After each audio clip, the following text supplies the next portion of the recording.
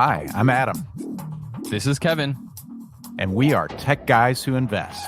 This is the place for business people and investors to learn all about investing. We offer a fresh perspective on what it's like to have a day job while investing, and we share lessons learned on our investing journey. Our vision is to educate and entertain you while adding tons of value to your daily commute. Welcome to our show.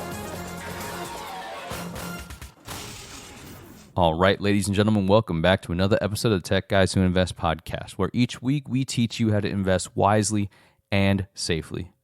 On this episode, we are talking about the inescapable four-letter word that every single investor has to deal with. Whether you are just starting your investing career or you're a multi-billion-dollar corporation investing money, you always have to think about risk. And today, on this episode, Adam provides his perspective as a multifamily investor and how he assesses risk, and I do the same as a note investor. If you have a particular way of assessing risk, let us know. We'd love to hear it. We love conversing about this stuff and sharing ideas. Shoot us an email at techguyswhoinvest@gmail.com. Now, before we begin the episode, if you could please leave us a 5-star review on whatever platform you are listening to the Tech Guys Who Invest podcast on, that would be awesome. We love what we're doing, and we want to get as much exposure as we can so that we can educate as many people and help them achieve financial freedom. So without further ado, here's the episode on how we assess risk. Adam, how you doing tonight? I'm doing pretty awesome, Kevin. How are you?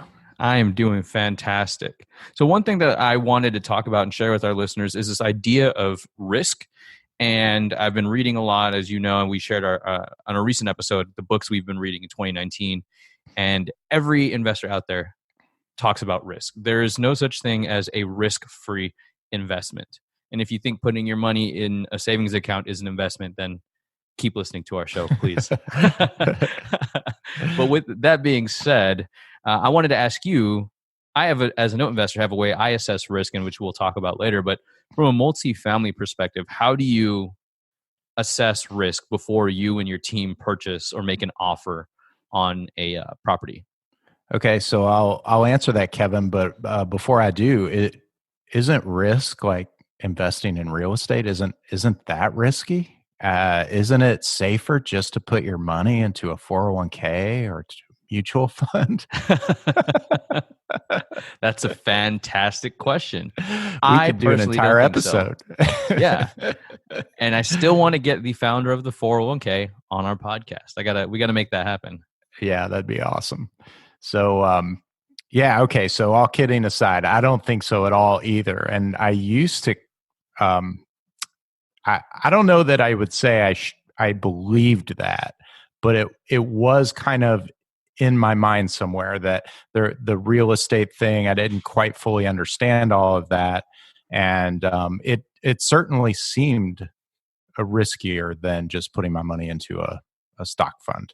Sure. But now, of course, I am completely 180 on that one. And I think putting your money into a 401k or mutual fund is very, very risky compared to investing in a real estate asset.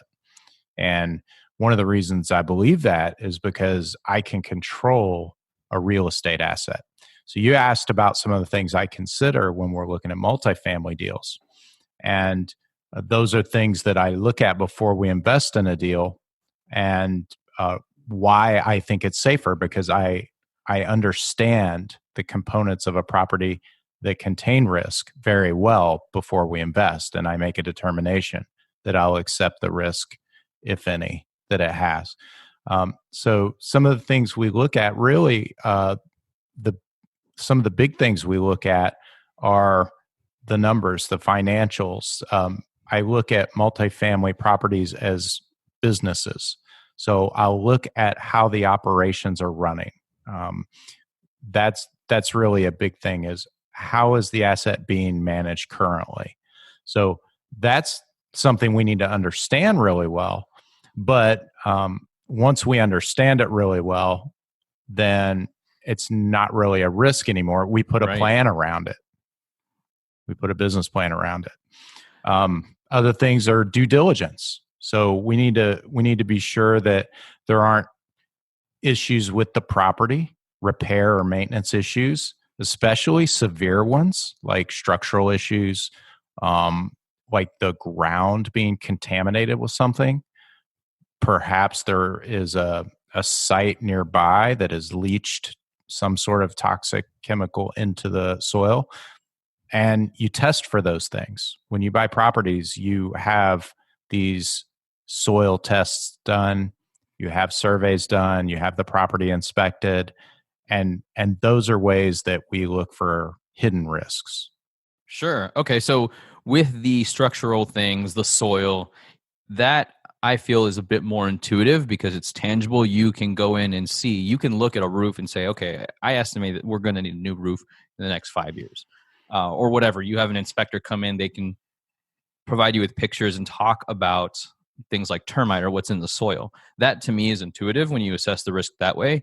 But when you mentioned looking at it at a business, what are some markers that you see that scream, wow, this is too risky, or this is a safer investment?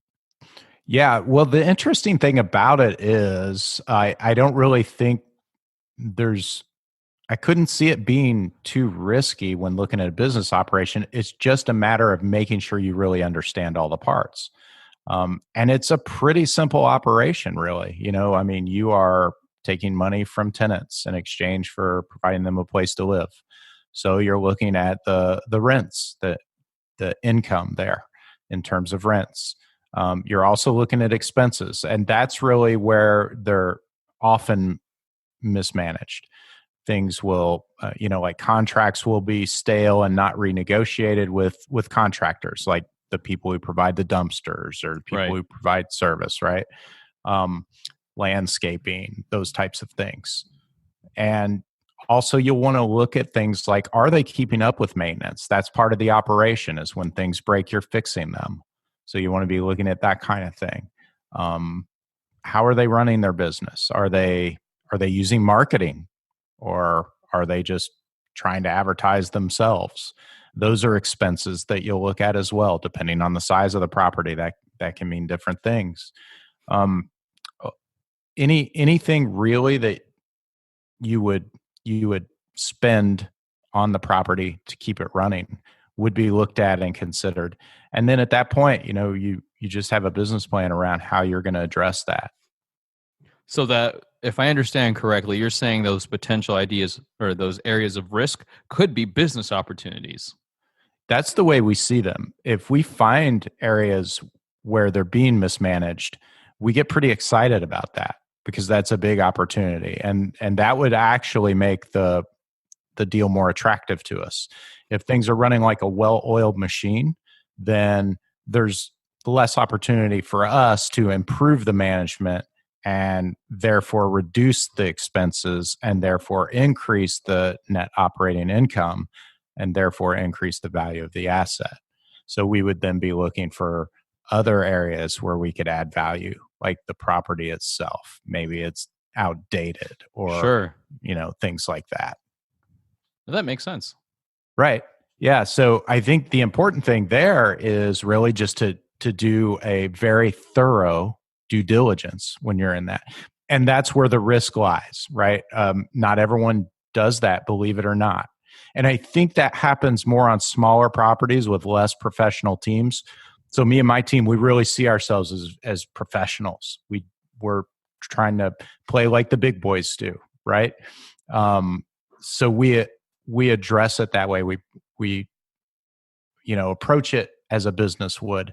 But if you've got somebody who owns, say, an 8-unit property, and they manage a lot of it themselves and that kind of thing, that's where you'll see that they're not treating it like a business, and some things are not being done professionally a lot of times.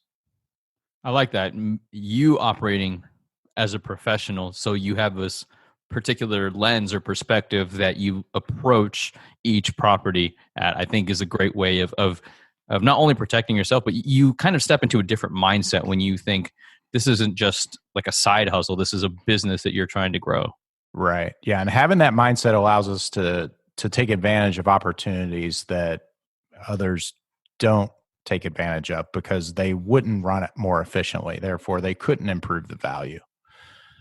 So, Kevin, in the notes space, What types of things do you look for when you're assessing risk? Yeah, absolutely. So the first two things that I look at, usually if I am looking at a tape or a spreadsheet of notes, or if I'm looking at a note on a and market exchange like PaperStack, I will always look at LTV and ITV. More specifically, I focus on ITV. So ITV stands for investment to value, which is going to be what I'm going to buy the note at and what the property is valued at.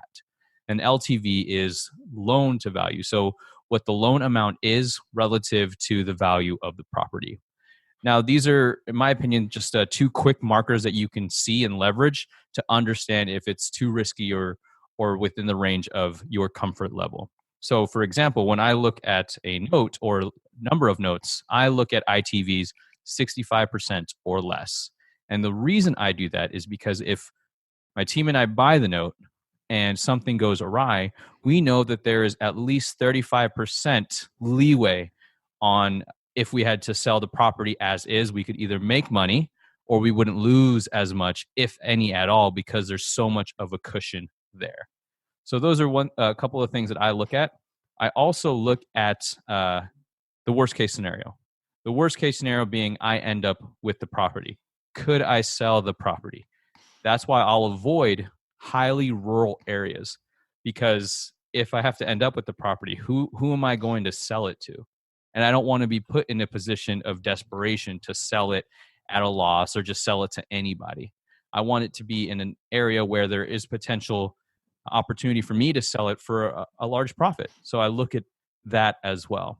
Another thing that I look at is the payment history, especially if you're looking at performing notes. How long have they been performing? If there was, let's say, 1 month that they didn't make their payment, what happened there? Trying to understand that information. If it's a non-performing note, that is, you're buying a note that the person isn't paying. So that's a problem, a risk you are taking on. You know that, but you're getting it at such a greater discount, so you have that baked in. The risk is what I like for note investing is it's protected, especially in the first position space. You're protected by that real estate. So I'm looking at those two numbers, the ITV and the LTV. That's interesting. So because you're protected by the hard asset itself, by the real estate, it's just a matter of making sure there's enough value there that you could absorb a problem. Yeah, that is exactly correct. Okay. Absorbing that problem, that cushion. One thing that I do, because note investing, what I love about it is you can invest anywhere within the U.S. from wherever. All you need is a phone and some internet. And I do like what I call the eye test. So I'll put the address into Google Maps and I'll just look around the area. Okay, what does it look like? Does this area look bad? Is this the nicest house on the block? Or all the houses? Are there boarded up windows in this neighborhood? Like, what's going on here? And that gives me an idea, because I can't fly to every location that I'm looking at, right? Right. So is that something that you apply, that type of eye test as well? Yeah, we'll do that when we're first looking at the property. Same deal. We can't fly everywhere, and we want to sort of walk it with Google Maps and just see what the area is like. Absolutely. And for us, location is also something to be considered. We have to really make sure that the asset aligns with our strategy in terms of what we're buying. We wouldn't want to buy, for example, we don't look at D or low income type, low maintained assets in high crime areas. Right. Now, we will look at some C- type assets if they're in an area that's gentrifying or it's in the path of gentrification. But other than that, we're not interested in those lower assets. So yeah, that's something we have to look at as well. Also, what you said about rural applies to our strategy as well. We're not looking for apartments in low population areas. It really needs to be within a certain radius of a high population area, a certain driving distance of a high population area. Right, because who would you rent to if there was nobody there? Yeah, the problem is if the existing renters leave, who are you Exactly. going to rent to next? And then another thing that's that's high on our mind right now is the market cycle. So we always stress test our deals, and that's really important to do in multifamily investing. We'll stress test the deal with numbers from the worst part of the last crash or downturn or correction, whatever you want to call it. So So you're we'll conservative with your underwriting because you're exactly. saying the lowest we have in a documented record of how much this was making was this. Is this deal still feasible based on those numbers? I like that. Exactly. Yeah. Will it survive the worst crash that we've experienced? And, that's something that's important to do, especially right now when it's pretty clear we're at the top of a cycle. Nobody knows how long that's going to last. We want to be sure we can weather any storm. Now, speaking of, you were talking about areas that are in the middle of gentrification or areas that are on the path to gentrification. I think you can see when an area is already exhibiting some of that gentrification. But what happens when you say, when you say on the path to gentrification, where are you finding that information? So that's a good question. You can get that information from some websites, and also from brokers and even other investors.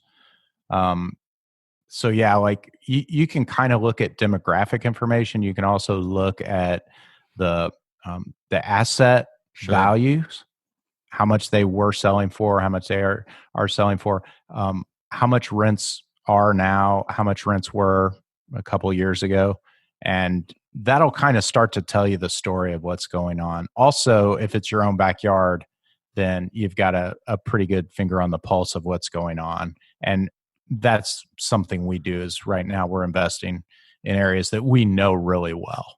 So we Yeah. know if it's doing that. So I like what you said there, looking at the story, and that's another thing that I do as a note investor. I try to figure out what the story is, who this person is. When you make an offer or you get the due diligence, the packet, the files that say, "Hey, this is who owns it. This is the mortgage." I find out who the borrower is and do some, I guess, Facebook stalking. Right? I want to know who this person is. I look at things like the unemployment rate in that area, just so that I have an idea, or maybe what the median income is, just to get an understanding. Does this monthly payment seem feasible for this person to continue to pay? Because let's say you bought a note that's been performing the last 2 years, but you find out this person's job is they just have a history, it's unstable. That could be a potential red flag for you, because a performing note becomes non-performing just like that. So it's something to be aware of. Now, are you also looking at things like demographics and population shifts and things like that when you're investing in notes? I look at that for me less. I mostly look at, if for a performing note, how long they've been in there. I try to estimate the likelihood that they would stay in there if they've been paying for a while, they've been in that home. That to me is what's important. And it's important to know if there is some type of trend happening. If there's a mass exodus out, I may avoid that because, like I said, I always want to make sure the worst case scenario, I and my investors are still going to make money. So, Kevin, you and I have figured out what we need to be looking for our investor identity, for the assets that we focus on. Think back to when we didn't know that and we just decided what we wanted to focus on.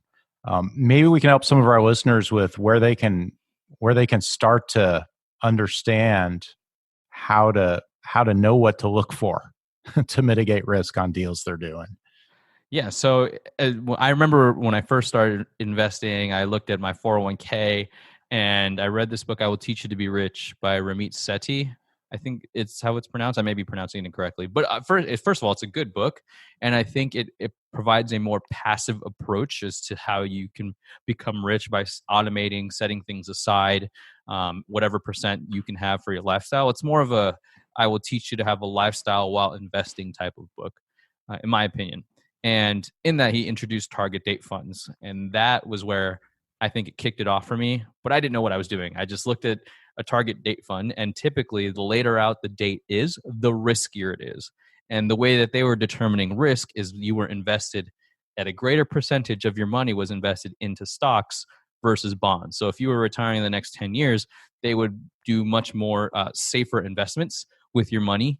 And if you were younger, you would invest in potentially more rewarding type of investments, but riskier. So in terms of figuring out your investor identity, I think you have to ask yourself, like you have to sit and think what risk means to you. What does that look like? For me, not being able to control my money is too risky. I want the option to be able to say, hey, this is how I want to take control of it. I don't want somebody else to do it, but that's just me. Yeah, I think that's good. And then once you do decide what type of assets you want to begin investing in, then you can start to search out knowledge experts in those areas and start reading their content, their books, check out their websites if they have a podcast. That'll give you some information about assessing risk on the asset class that you're interested in. I would also say go with what you enjoy or you're familiar with.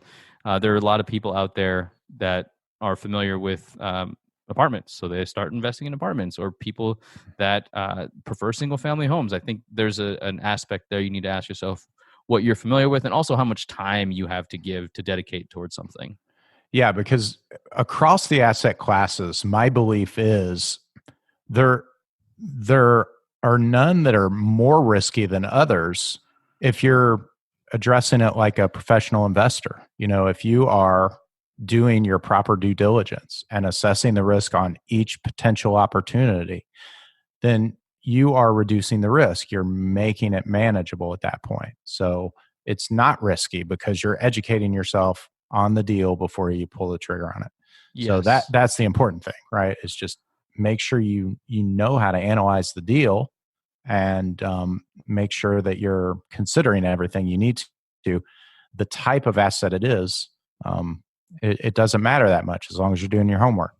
I agree 100%. And the most successful investors that I've read up on, they all figure out how to mitigate risk first. And then once that downside is covered, in the worst case scenario, once that's covered, they focus on the figuring out how to make it more profitable. Excellent. Well, Adam, this was a great conversation about risk. It wasn't a very risky talk, but nice. But to our listeners, thank you for tuning in to this week's episode of the Tech Guys Who Invest podcast. We want to know, how do you assess risk before you invest in something? Let us know. Let us know on LinkedIn, Facebook, Instagram. Shoot us an email as well. Also, if you have questions or want some help with how to understand risk, analyze risk, or just some pointers on where to get started, reach out to us. As Kevin said, you can look us up on LinkedIn, Tech Guys Who Invest, or one of our other social media sites. Also, you can email us, techguyswhoinvest@gmail.com. Thanks, everybody. That's it for this episode of Tech Guys Who Invest. This is Adam. And this is Kevin.